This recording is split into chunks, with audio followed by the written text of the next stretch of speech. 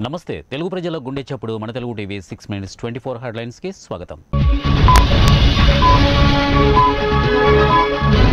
రాబోయే ఎన్నికల్లో ప్రజలు తిరస్కరిస్తే రాజకీయాల నుంచి తప్పుకుంటా టీడీపీ అధినేత చంద్రబాబు.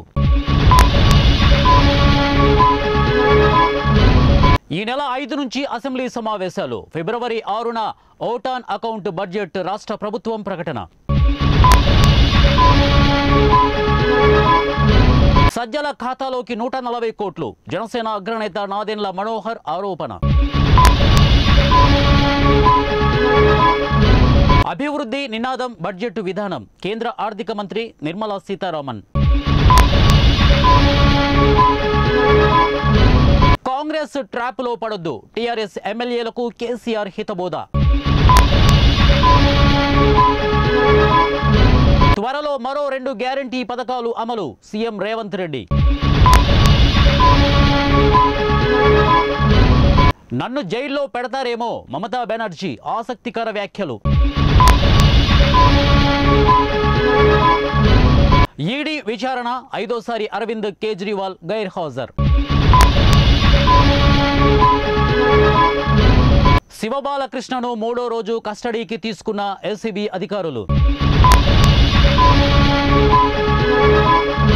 తెలంగాణలో టీడీపీ వల్లే కాంగ్రెస్ అధికారంలోకి. పొంగులేటి శ్రీనివాసరెడ్డి సంచలన వ్యాఖ్యలు.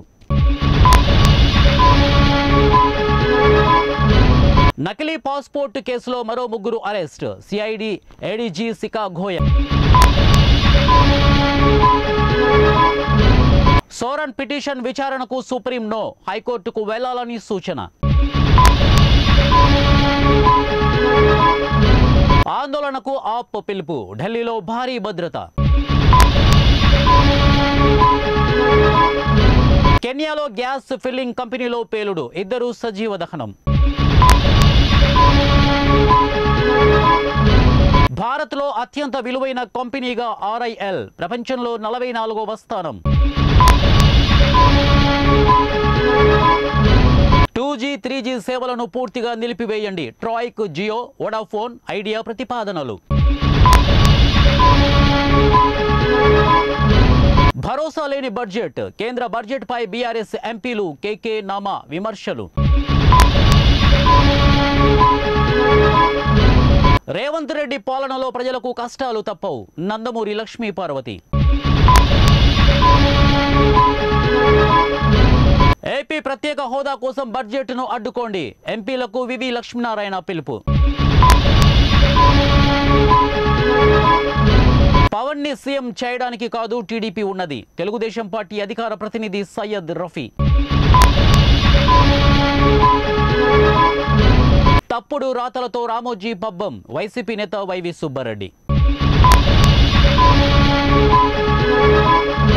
తమిళ హీరో రాజకీయ అరంగేట్రం. రాజకీయ పార్టీ ప్రకటన.